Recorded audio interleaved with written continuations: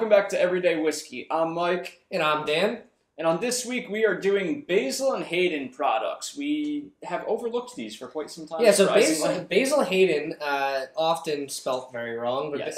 Basil Hayden's a Jim Beam product made by Booker Noe. Booker Noe basically stated that this was his idea of the perfect introduction to bourbon. Yes. And I agree with Booker Noe, and I've said this before I knew he said that the Basil Hayden bourbon, the base bourbon, is the best bourbon to introduce new bourbon drinkers to. Because it's a high rye bourbon. It's got high rye count, so it's slightly sweet, slightly spicy. It's really well balanced and still complex. Side note, though, we do recommend this being your intro bourbon if you do not have budget constrictions. Exactly. Because it's not expensive, but it's not cheap. But yeah, it's not a budget friendly bottle. I will say I have never been a fan of Basil Hayden. God damn it, Basil! Basil Hayden's packaging because it's their vest thing. It's basically crossing guard vest. It's basically the crossing guard of bourbon. The new package though on the toast, however, I like that one a lot. This is really good. Awesome. It's just so much more clean. And no refined. vest, no vest. It's just a dress shirt and a belt. Yeah, it's much more refined. I think it's nice, and I like what they did with the cork. Yeah, the cork is like a medicinal cork. There's no purchase. It looks on like this. The blood oath, yeah. Yeah, looks like the blood oath cork. Yeah. There's like no purchase on these little cork. You can't, like this, you could grab, you get a nice yank on it. That. These are the worst corks on my shelf. So tiny. Easily, the worst corks. It's like when Poland Spring switched to those thin-ass caps. And this episode is not dedicated to bashing the packaging on Basil Hayden, even though Basil Hayden makes an amazing product. However, it is divisive, extremely divisive in the whiskey community. I can't talk. Forgive me if I can't talk. It happens. It happens to the best of us. It's very divisive in the whiskey community because they don't make a product that's over 80 proof. No, they don't. And that doesn't bother me too much, but I do enjoy something a little bit higher. You want something with a little bit of like some balls to it once in a while. And as we proved on our last episode, like you can have a very high proof that drinks very, very smooth. But I think it goes back to the mission statement with this brand where Booker knows he wants this to be approachable. Yeah. He wants the average person to want to try it and not look at the proof and be like, oh no, I'm not going to drink that. Yeah. Let's get into this. We're going to start off with a regular bourbon. This was my first purchase into Basil Hayden, obviously. And you're going to see when I hold up the toast it again how much the packaging has changed. Even the size of the BH here is different. I always loved what they did with this, with the band and the worst cork on the shelf. It's so hard to grab. But this is still one of my hands-on favorite bourbons at 80 proof. A lot of vanilla. Sweet and dried fruit. Dried fruit, vanilla, really sweet. Little oak, not a lot of oak though. Tell me if you get like I could pinpoint the dried fruit down to raisin almost. I would say raisin. Yeah, like it's pretty clear that that's raisin.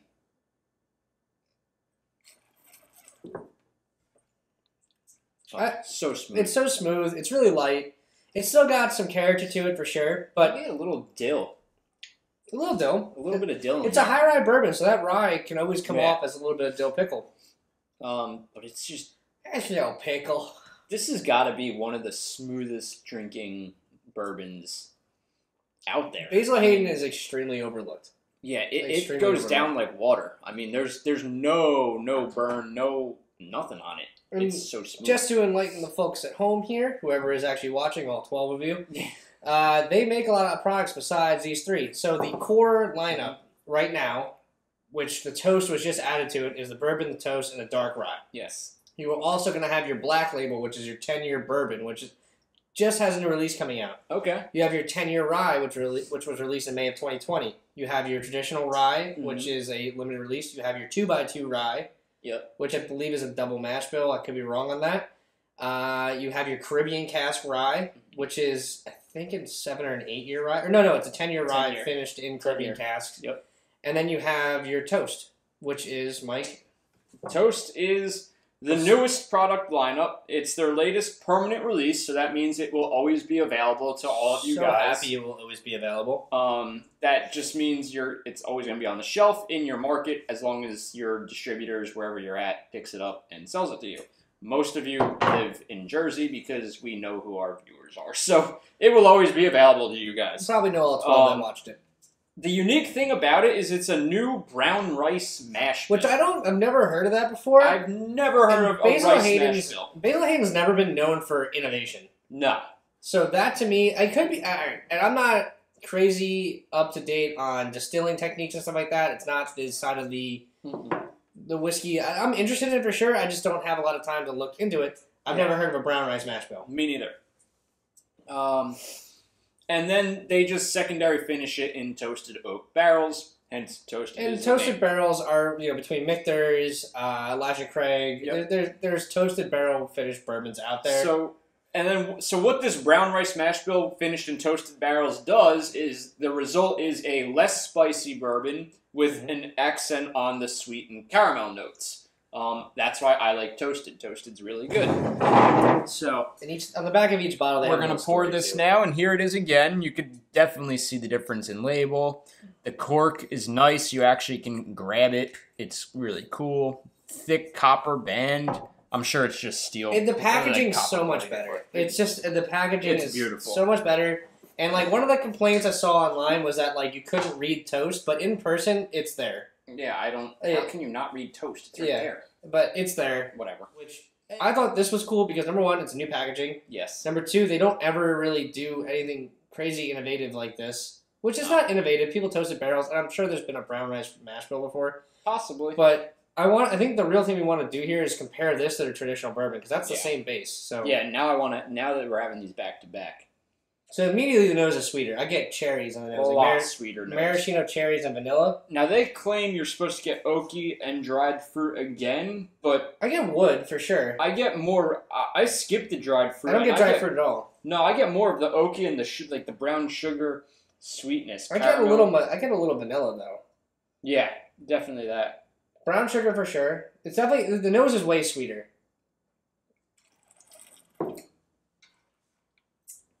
Still just as smooth. Much sweeter. But a lot oakier, too. It's got a bigger body to it, too. It's not as light. Much bigger body. Much bigger body. Still that nice, like, wood backbone to it, but much sweeter. Sweet and oaky. It's actually, like, the complete opposite of what I normally like, which is smoke and oak. This is, like, sweet and oak, which I'm not opposed to. I like that a lot. These are the same price, too. They're both $50 a bottle. Yeah. I would say this is actually more applicable to somebody who hasn't drank bourbon before. I think this would be your better bargain. It's not as so the trademark with this bottle is there's a spicy back end to it because of the high rye count. Where this again is a high rye bourbon, but with the finish and the brown rice mash bill is sweeter, and I don't think it's as spicy. No, and I think for someone new to bourbon, if you wanted to try one of these two, there's just so much more complexity to this that you get a better grasp of your overall bourbon selection, whereas this is pretty. I don't want to say bland I don't mean bland in a bad way. It's just very straightforward. It's what you would expect. This has more going on, and I think it would be more intriguing to newcomers, and it would help open their palate. The easiest way to say this is more fun. Yeah, me. This is just more fun. It's so good. If you want to say like these guys are here for the ballroom event, this guy's here to party. Yeah, like this is there's a lot more. This will appeal to a lot more drinkers because it's got a very diverse palate. There's a little bit of everything in there for everyone. This guy's in the front row in a tuxedo t-shirt. We're gonna bump them up. Hammered drunk. And these guys are in the back row saying it's too loud. What are you doing, bro? Get back here. All right. And so, last but not least, definitely my favorite out of the three, having all of them. I am late to the rye game, and I think you are too. I'm very late. This rye is awesome. So it's the 10-year rye. I don't know if I've had this. Yeah, so there's really nothing crazy about this. It's just a really well done rye. Okay. It's really. I'm excited. Slightly sweet, slightly spicy, still complex, really well rounded. I've been opening myself up to ryes a lot more. I buy a lot of ryes. I don't really shy away from the ryes anymore. I like them. They're good. Ryes are good. End of review. Ryes are good. I do like them. I'm not gonna lie. They're very. Once again, no goddamn cork. I know they gotta switch the cork on that bad boy. All right. Merchandising cork. Oh shit! I was gonna put the glass. Yeah, it's like, what are you doing? Merchandising cork. All right. Ooh. If we do like a little. Now, instantly, the nose on this is sweeter than the first two. Oh, yeah. Oh, totally. I get straight caramel. Totally different. Caramel and a little oak. I love this nose. I may diss the packaging, but the what's in... so the whole thing is like, do not judge a book by its cover, which is what 99% of people do when they buy bourbon these days. They judge a book by its cover. They look at the label. It's a cool label. It's aged 15 plus years. We're going to buy it. Do not judge a book by its cover here. This smells like just fresh cut wood. This is really nice. It's like clean. It's very fresh cut. It's wood. A little sweet. It's a best nose out of all three. Yeah, hands down. And this only costs $60. It's a $10 jump from the first two. And that's the other thing I do like about Basil Hayden. Even their limited releases are not expensive. Yeah. Nothing's expensive. They're very... I don't want to say affordable. Hopefully the mic didn't pick that up. They're not affordable, but they're... I don't know if affordable is the right word, because they're a little more... They're a little more on the pricier end, depending on your budget. I would say, but they're like... Their exclusive stuff never gets to that point of being expensive. I think for you and I... It's normal. We'll consider them affordable. You know, $60 isn't bad. For somebody new into bourbon, this is not something that like you would say like you would jump into, but if I had to play it back again... and I had to say, like, hey, I'm going to start drinking bourbon again, or I'm going to start drinking bourbon for the first time, I would have loved to have started with Basil Hayden, because I think it would have fast-tracked us into some different stuff. And I'm kind of confused why nobody ever told us to... Like, when did anybody ever tell us to drink Basil Hayden? Besides ourselves. I don't know. It's kind of morbid. The only reason I own this Basil Hayden bottle, the only reason I actually learned I like Basil Hayden was, like, a close family-friendly... Family-friendly. A close family friend of mine died, and his favorite bourbon was Basil Hayden. So I bought a bottle, and I was like, hey, I'm going to have a night, and I'm going to remember, I'm not going to say his name, I'm going to remember his name. Yeah.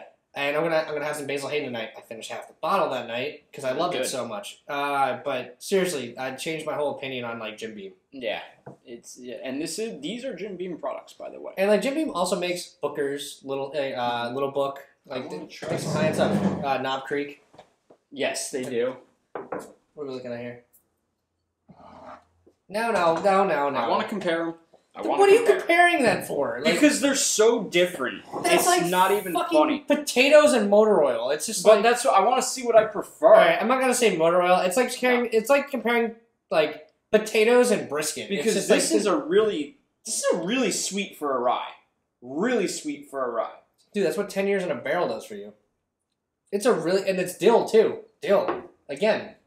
It's got dill pickle, man. So I want to see... It does have dill. Dude, it's all dill. It's all dill pickle. I want to see what I prefer. We're going to find out right now... It's all the pickles. That's all I get. We're going to find out right now if I prefer a spicier rye, or if I prefer a...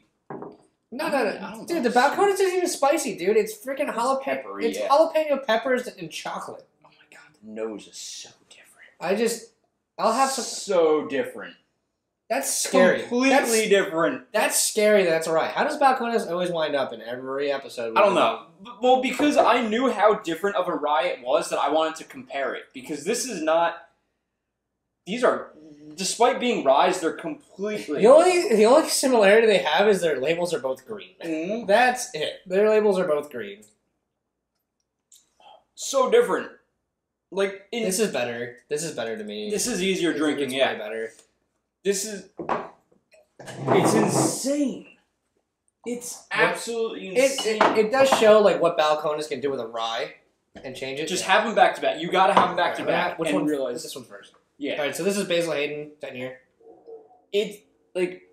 I can't believe how different these two ryes are. And like Basil Hayden, it's all it is I get a little bit of leather. I get oak, and I get dill pickle. Yeah. That's basically the palate. And the nose is very sweet oak and vanilla. And caramel. Sweet. Where this, we've already gone into this. I'm not doing too we're not doing it. I just want you to experience put the hyperlink for the Balcones episode up here. Right? I just want you to experience how completely... There's nothing remotely similar on these two. No. I don't like that ride. You don't like this one. I don't like that ride. I own it. Because, wow, I really got Yoo-Hoo there. I did too. I got Yoo-Hoo on it also. What the fuck? But, it's insane. I haven't cursed this entire episode, and that made me say, what the fuck? It's insane how different they are. See, so, Even the Balcones whiskeys I don't like, I still find something admirable in them because they're trying to do something that's never been done before. Yes. They're basically like the Neil Armstrong of bourbon. Yeah. Or whiskey, sorry, not bourbon. They make one bourbon. All right, back to Basil Hayden. We just sidetracked the crap out of that. I just thought it was a good comparison just to show how crazy it can get. Like, yeah, so we would have loved to have the whole Basil Hayden lineup for you, but these three, I think, obviously you have to do the OG. You have to do the newest. Yeah. And latest and greatest. And a rye. And this is my favorite thing. Why wouldn't you do a rye? Yeah. This is my favorite thing to make. It's so good. It's I don't know. I'm like really I'm really stuck between both of these, but I have on order a case of the 10-year bourbon coming in. Okay. I'm gonna buy a bottle. I will try it next to the traditional bourbon and the toast. Yeah. Their 10-year rye. I've had everything besides the 10. The only one I haven't had is the 10-year. I haven't had it. I've had everything else. And this 10-year rye is the best thing they make. I'm really, man. It's like one of those drag races where you need that photo finish to figure out. Like I'm so close. Every single one of these offers something. Like even like I'm like it's 50, 50, 60. Like the price point. Forget price. I know obviously 50 is a lot for some people, but as far as like quality bourbon goes, that's pretty much where you start. Yeah. And there are some sub $50 bottles that are amazing. I'm not saying that's not the case. Mm-hmm. But if you go over 50, you definitely get more bang for your buck a lot than not. For your buck. So over 50, under 100. That's the sweet spot. Exactly. I don't, over 100 with bourbon. I find it very rare that you find something that's actually worth the money. It's really the only bottle that's actually worth the money to me is the William Weller LaRue. Yeah, and that bottle's amazing. The day that bottle met its end was a sad day. Yeah, that's a good. But so the traditional bourbon, light, sweet, super approachable, great for beginners. That's what I think it is. Yep. Toast is like a amped up version of the traditional bourbon. Amped up sweetness, a little more wood character. Mm-hmm. That's really it. And the 10-year rye is just a very well balanced rye. It's super well, but it's so good. And even for people who say I don't like rye, just try it. I'm telling you, you won't be disappointed. Yeah, it's sweet. It's spicy. It's kind of everything you want. It's as Booker No wanted with this brand. Mm-hmm. It's a well balanced and approachable whiskey. Everything that Basil Hayden makes is well balanced and approachable. Yeah. There's nothing here that will be like, oh God, no! What the hell have you done to me? No, they're all. I'm here on business. Solid products, but without a doubt. One thing I think we both will take away from this: the new packaging. I hope this is the new packaging standard. I do too. It's mainly the cork. If anything, just change the friggin' cork. The cork makes our lives easier. Yeah, just if anything, I don't care if you put the safety vests back on. Just keep the damn cork. Safety vest. Like, all right, keep your brand as the hall monitors and like, yeah. Leave the hall monitor. Keep the cork. This is a cool kid in the back. Who's like, I'm gonna be late to class. Like this is so easy to grab. Where this like you can't grab. I threw the other cork over there. Yeah. All right, but Mike. Oh, we didn't say our thing. All right, so at the end of every episode, if you have made it to this point, please do these 4 things. Number 1, share this video with all your friends and family and loved ones alike. Number 2, comment on the video if you have anything you'd like to input that we forgot and or missed, and or if you just hated the video, let us know why. If you liked it, let us know why as well. Yes. Please subscribe to our channel. Every subscription means a lot. It means you're welcome to the Everyday Whiskey family. Yep. Small family, but loving family. And last but not least, please like the video. The likes are really what drives up our viewership on this. We want to get this video out to the most people that we could possibly get it out to because we love this brand. The likes also help tailor us in the direction of like where we want to go with our videos. You know, if we get more likes on these plain reviews, we'll just do more of these. We've been doing a lot of these lately. We've done 3 or 4 of these, and like I don't think they've gotten great viewership, but nothing. You know, if you don't like, if our I don't know what segment, like Hollywood Uncorked. Like if they don't have a lot, we'll stop doing those. Or the Wheel of Misfortune, which has that was a debacle itself. But shit show. At the end of every episode, I'd like to say cheers. Thank you for watching. If you made it this far, everybody have a great week. Peace. Cheers.